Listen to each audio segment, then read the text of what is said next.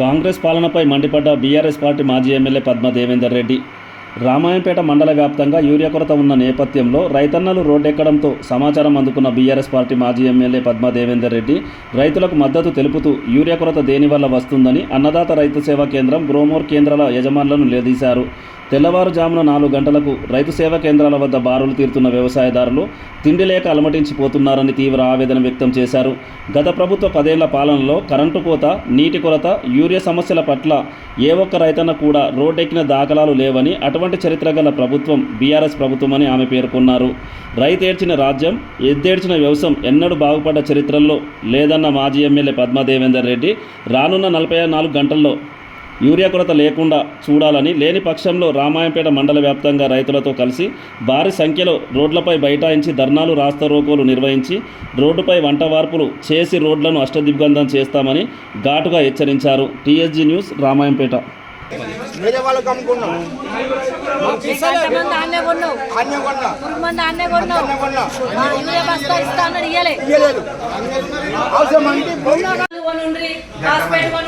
గంట మంది కొనుండ్రి అనుకుంటా లింక్ పెట్టి అమ్ముతే మాత్రం మీ షాపులను క్లోజ్ చేయిస్తారు. మీకు 10 ఏళ్ళు కేసీఆర్ ఉన్నప్పుడు ఎప్పుడైనా యూరియా ఎన్నడూ కొరతలేదు అప్పుడు తీసుకున్నాం. కేసీఆర్ ప్రభుత్వంలో తీసుకున్నాము. ఈ కాంగ్రెస్ ప్రభుత్వం మాత్రం ఈ రైతులకు వచ్చింది ఘోష. ఇప్పుడు మధ్యలో దళాలు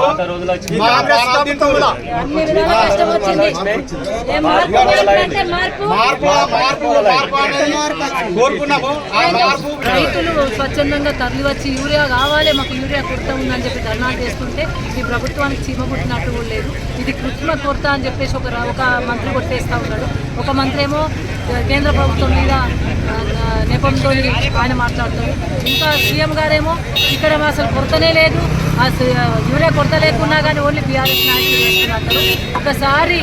ఒకసారి మీ ప్రజాప్రతినిధులు, మీ ఎమ్మెల్యేలు, మీ మంత్రులు, మీ సీఎంలు వచ్చి ఒకసారి ఫీల్డ్ మీద ఉంటే రైతుల కోస కనబడుతుంది, రైతుల కష్టం కనబడుతుంది, రైతుల కళ్ళల్లో కన్నీళ్ళు కనబడతాయి. మబ్బుల 4 గంటలకు వచ్చి బండి వస్తుందంటే లైన్లు కట్టి నిలబడి ఇక్కడ చెప్పులు పెట్టి ఇక్కడ కూర్చొని నిద్రపోయి టిఫిన్లు కూడా వీడికి తెచ్చుకొని తినే పరిస్థితి ఈరోజు కనబడుతుంది. 10 ఏళ్ల కేసీఆర్ పాలనలో ఎన్నడూ కూడా రైతు రోడ్డెక్కలేదు. నీళ్ళ కోసం ఎక్కలే, కరెంటు కోసం ఎక్కలే, యూరియా కోసం ఎక్కలే. రైతు బంధించి రైతులు కళ్ళల్లో పెట్టుకొని రైతు పాదాలు గోదావరి జలాలతో కడిగి నీళ్ళిచ్చి పంట పండించి పంటకు కొన్న పైసలేసి రైతును కడుపులో పెట్టి కాపాడుకుంది కేసీఆర్ ప్రభుత్వం. ఈరోజు రైతు ఎంట కళ్ళ నీళ్ళు వచ్చి కడుపు ఎండిపోయి పంట పచ్చబడుతుంది. యూరియా చల్లాలంటే ఇప్పటి వరకు యూరియా కొరత తీర్చలేదు. యూరియా కోసం పడిగాపులు కాస్తుండు రైతు. రోడ్ ఎక్కిండు, రోడ్ మీద నిలబడి అన్నమో రామచంద్ర అని ఒక రైతు అరిసే దుస్థితిని కాంగ్రెస్ ప్రభుత్వం మరి కలిగిస్తూ ఉన్నది. ఇప్పటికైనా కళ్ళు తెరుగుండ్రి. రైతు కోసం మంచిది కాదు. రైతేడ్చిన రాజ్యం, ఎత్తేడ్చిన వ్యవసాయం బాగుపడదు అన్నట్టు రైతు ఏడుస్తుండు, గోసపడుతుండు. ఈ రాష్ట్రానికి మనకి శాపం తప్పకుండా రైతుల ఉసురు తలిగి, ఈ రైతుల కళ్ళల్లో కన్నీళ్ళ ఉసురు తలిగి కొట్టుకపోతుంది కాంగ్రెస్ ప్రభుత్వం. ఇప్పటికైనా కళ్ళు తెరుగుండ్రి, కళ్ళు మూసుకున్న కబోదులు లెక్క మాట్లాడకుండ్రి. రైతు యొక్క గోసను గమనించుండ్రి. రైతు శాపం తలిగి రైతు కన్నెర్ర చేస్తే నీ కాంగ్రెస్ ప్రభుత్వం కాట కలిసిపోతుంది, నీ కుంగిపోతారు. అదొకటి గమనించి ఇప్పటికైనా రైతులను ఆదుకోవాలి.